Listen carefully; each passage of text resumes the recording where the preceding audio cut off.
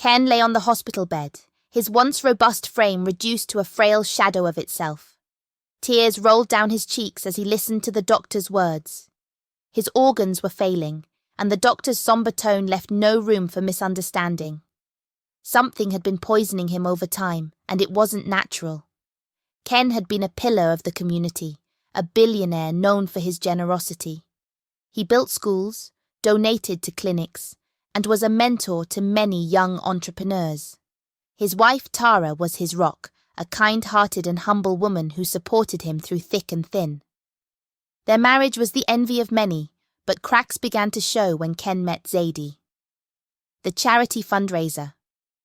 It all began at a bustling community charity event held in the grand hall of a luxurious hotel. Tara had planned to attend alongside Ken, but had to stay home at the last minute due to a family emergency. Ken, ever committed to his philanthropic duties, arrived alone. Zadie, an African woman in her late 20s with a striking ebony complexion, was introduced to Ken by a mutual acquaintance. Zadie had built a reputation as a sharp and successful financial consultant, known for helping wealthy clients grow their assets. She was confident and eloquent, her charisma undeniable. As the two conversed, Zadie captivated Ken with her ideas on community investments. She wore a sleek, silver gown that shimmered under the ballroom chandeliers, her short, curly hair perfectly framing her face. Ken, dressed in a black tuxedo, found her passion intriguing. They exchanged business cards with a promise to meet again to discuss potential collaborations. Initially, their interactions revolved around professional discussions. Zadie began visiting Ken's office, offering insights that impressed him and quickly gaining his trust. Over time, however, their meetings grew more frequent and less formal. They were soon spotted dining at upscale restaurants, their conversations no longer strictly business-related. Ken, who had always been attentive to Tara, started staying out late and missing family events. Tara noticed the changes. Ken, once attentive and loving, had grown cold and dismissive. He began spending nights away, claiming he had business to attend to. Tara's attempts to confront him were met with vague excuses or outright denial. "You're imagining things," Ken would say. Tara's friends urged her to investigate, but she held back, hoping it was a phase and that Ken would come back to her. The turning point came when Ken moved out of their family home and into a lavish apartment with Zadie. The community was shocked. Tara's world crumbled, but she chose dignity over public drama. She kept to herself, focusing on her children and her work. Meanwhile, Zadie flourished, flaunting her relationship with Ken and indulging in the luxuries his wealth afforded her.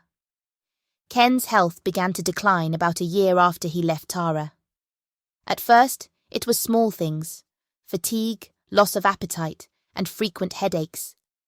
But as time went on, the symptoms worsened. He became pale, weak, and withdrawn. He stopped attending business meetings and public events.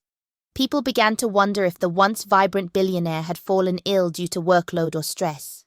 Zadie's behavior didn't change much during this time. She continued her extravagant lifestyle, shopping at high-end stores and throwing parties in their apartment. She insisted on preparing Ken's meals and drinks, claiming she wanted to take care of him. But behind her smile, there was an air of calculation.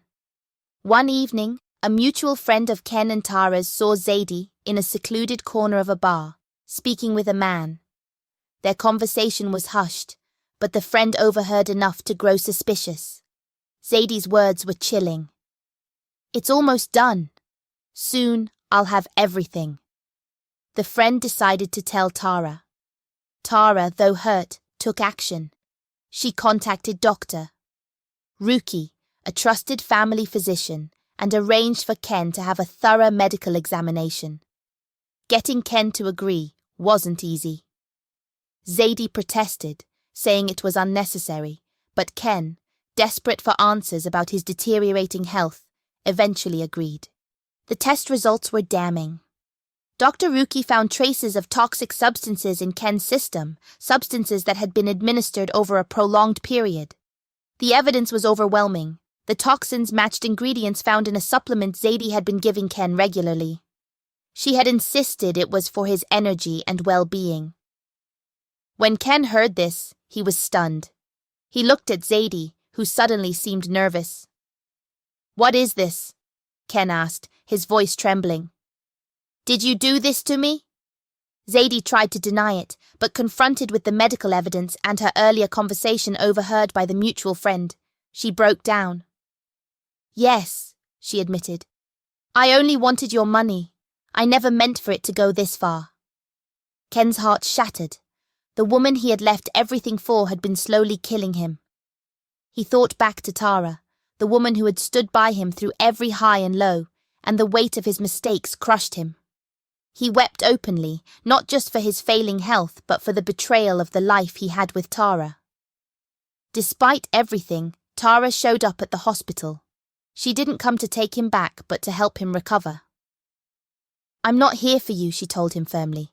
"I'm here because I will not let our children lose their father." Her strength humbled Ken.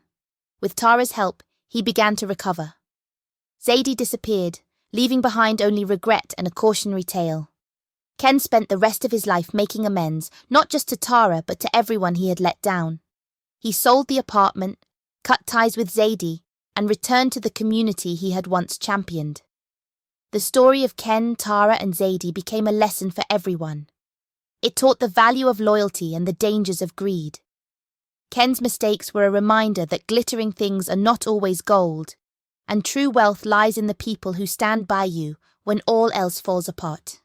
If this story moved you, share it with others to remind them of the importance of valuing what they have. Subscribe for more inspiring and captivating stories.